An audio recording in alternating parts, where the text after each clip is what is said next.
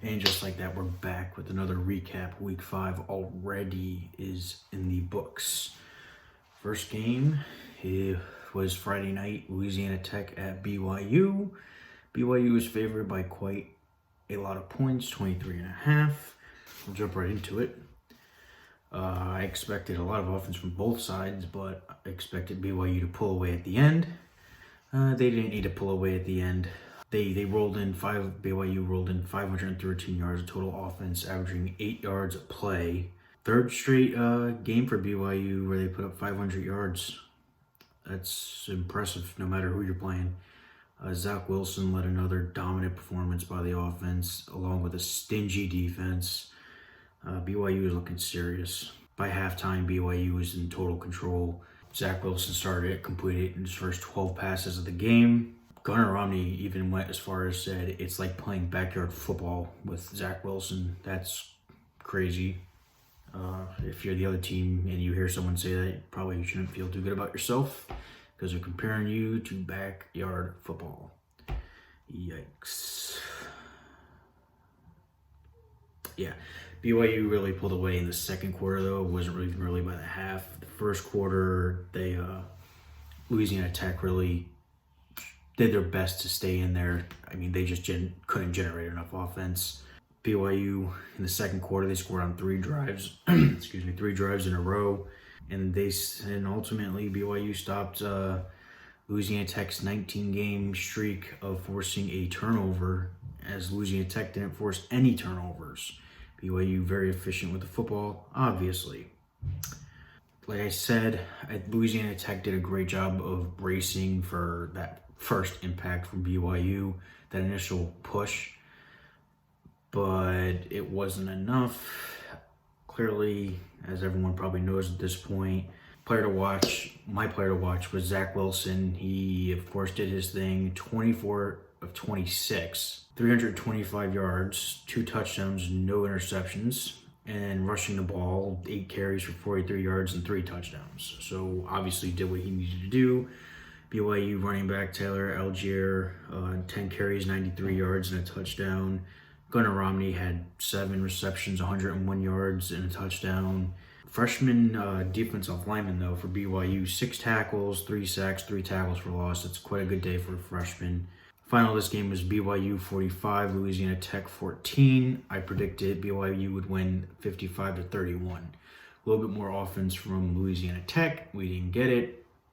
BYU is serious. Next game is East Carolina at Georgia State. Georgia State was favored by 1.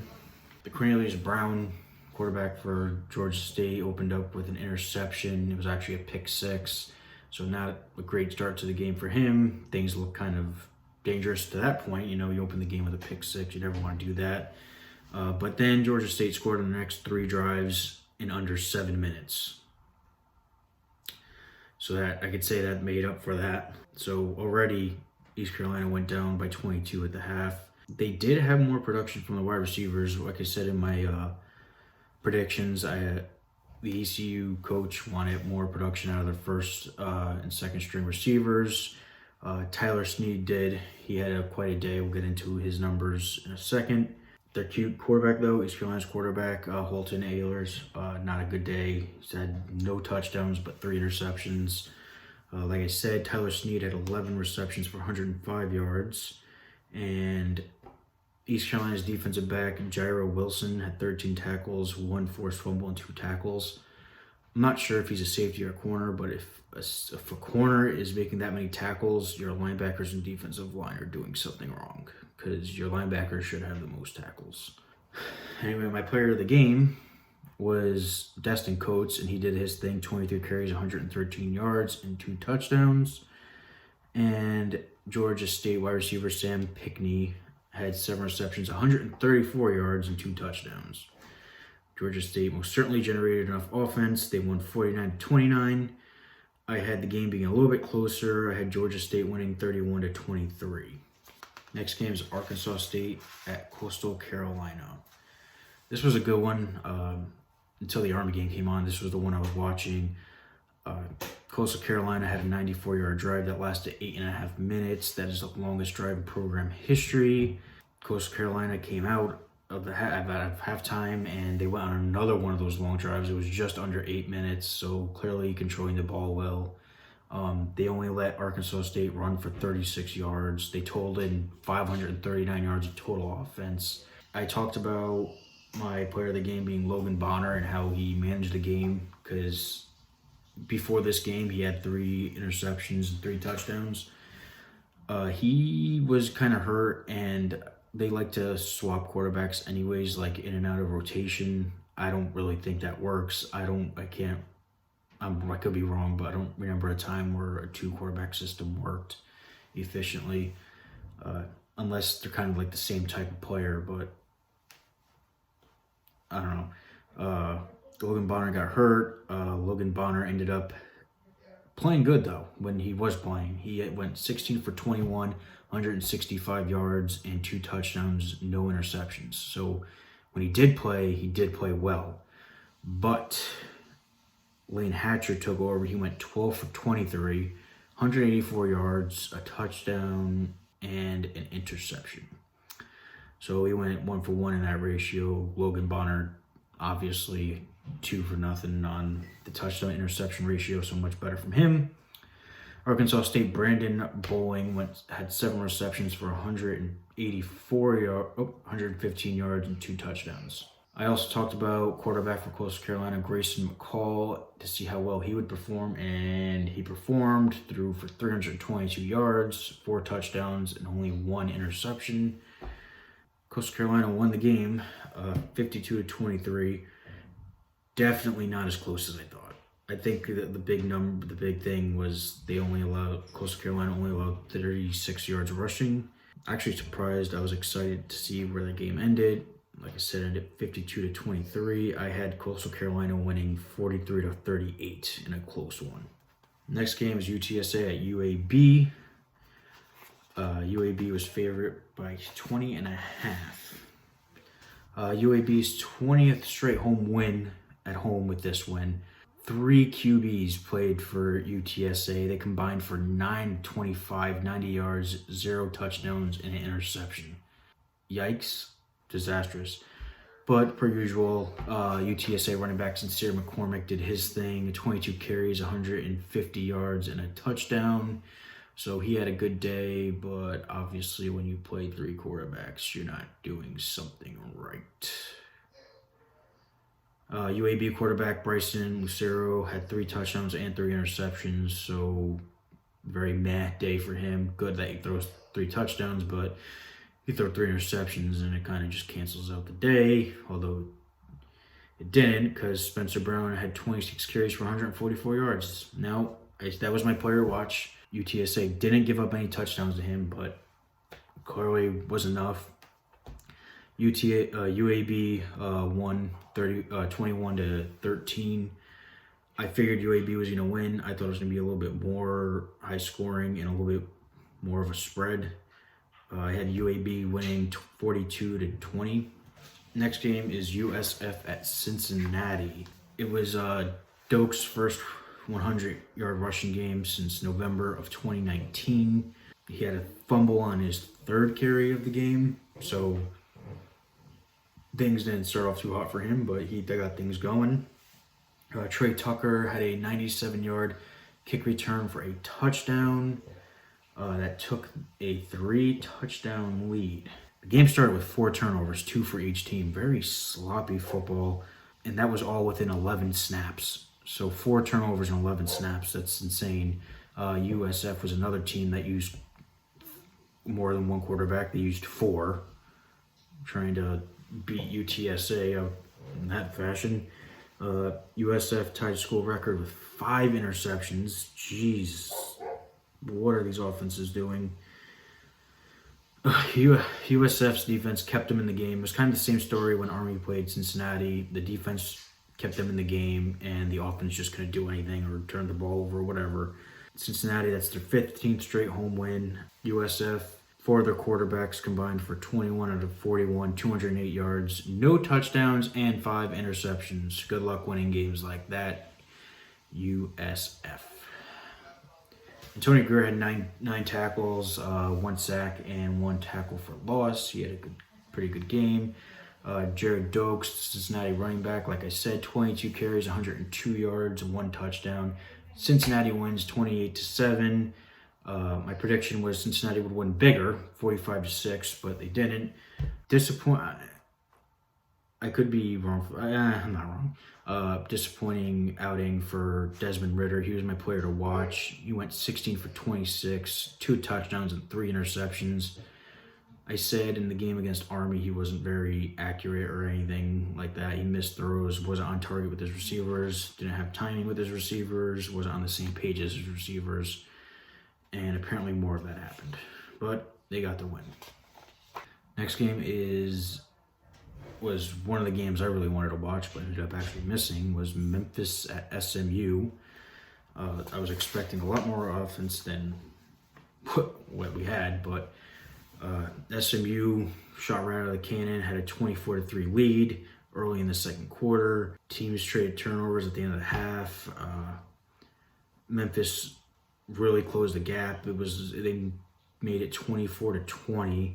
Quick note here, something I want to talk about quick. SMU had to have the police clear out their student section because they weren't social distancing or they weren't wearing masks. Come on, you're gonna ruin it for everyone.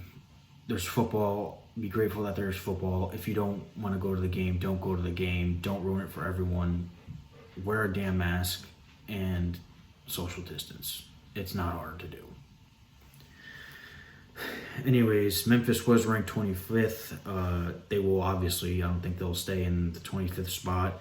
Their coach said they weren't going to use rust as a excuse, but I mean, only playing one game back September 5th. It was obviously that they were a little bit rusty, especially starting out. They still totaled in 585 yards of total offense, so clearly they weren't as rusty as they thought, or SMU may not be as good as they are. I don't know. We'll have to wait to see on that. They won on a last-second. SMU won on a last-second field goal off of a turnover. Shane Buechele and Ulysses Bentley were my players to watch.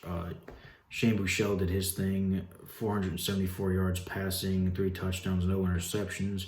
But Memphis held Ulysses Bentley to only 32 yards.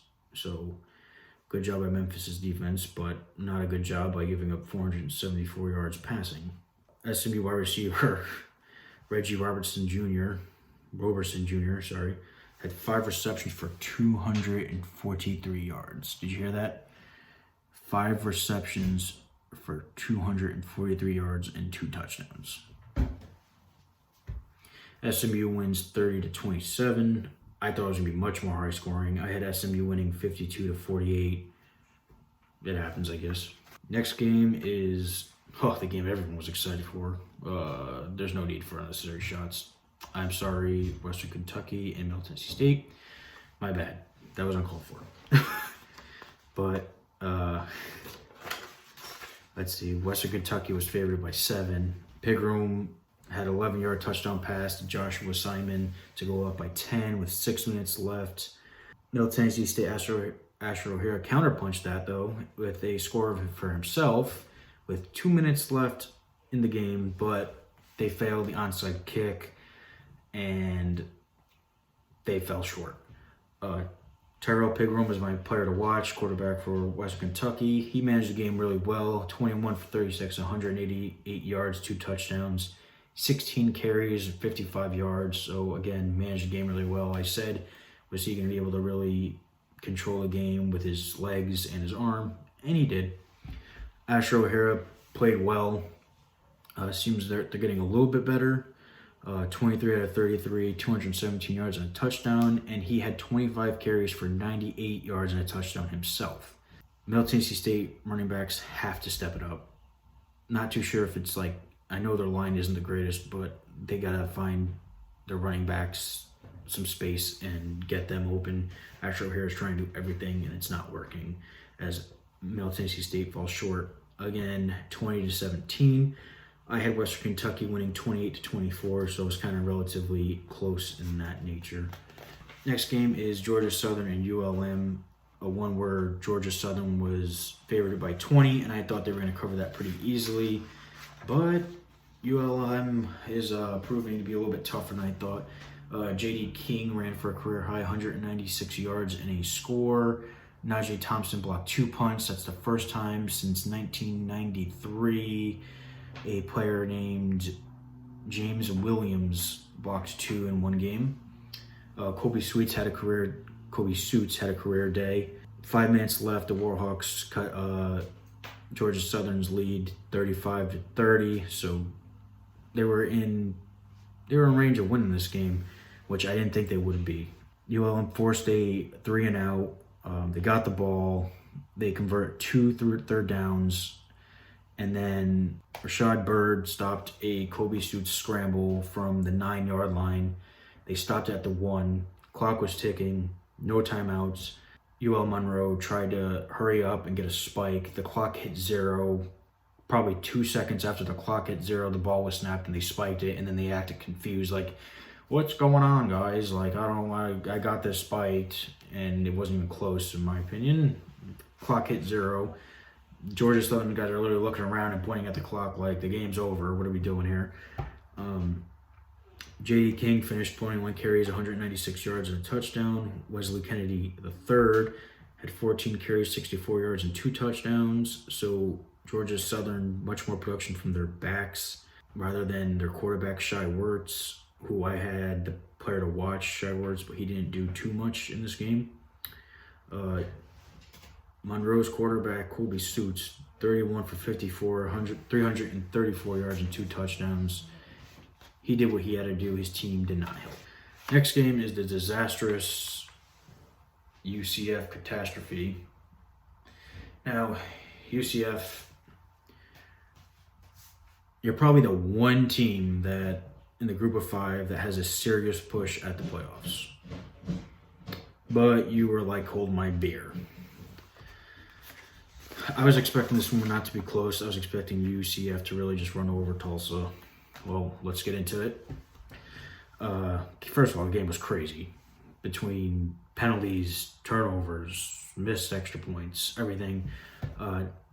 Fun fact, Tulsa was the last team to beat UCF at home. That was November 19th of 2016. And Tulsa also beat them last year at Tulsa.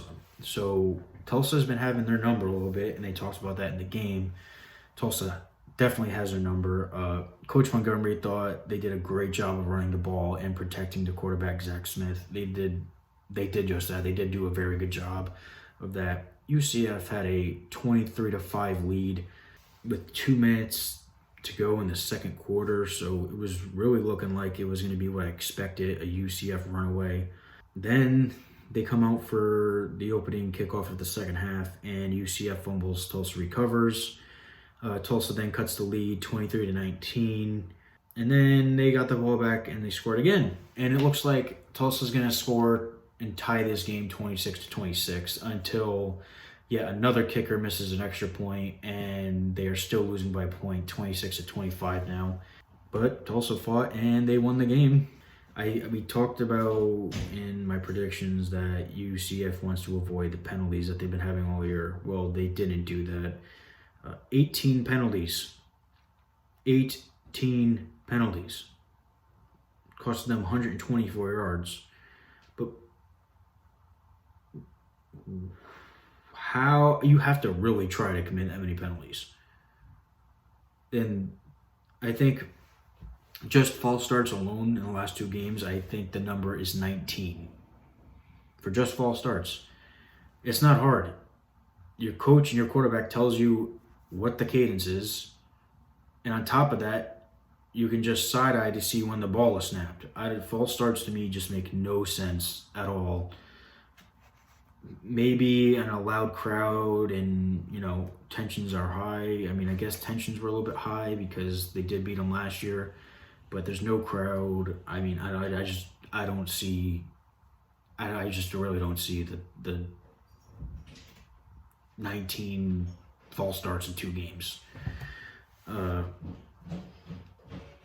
another thing to add insult to injury is UCF wide receiver Marlon Williams left the game hurt. He was on the ground for a couple minutes at least before they got him out. Tulsa wins 34-26. I had UCF winning 55-13. We won't talk about that. Next game is Southern Miss at North Texas. Frank Gore Jr. had his first career touchdown and also first career 100-yard rushing game. Well, tongue twister. First running back since DeMichael Harris in 2019 on November 16th. Southern Miss went up 14-3 in the first 4.5 minutes of the game. The Mean Green scored a touchdown on an 80-yard drive towards the end of the half. I think it was like 1 minute and 54 seconds left.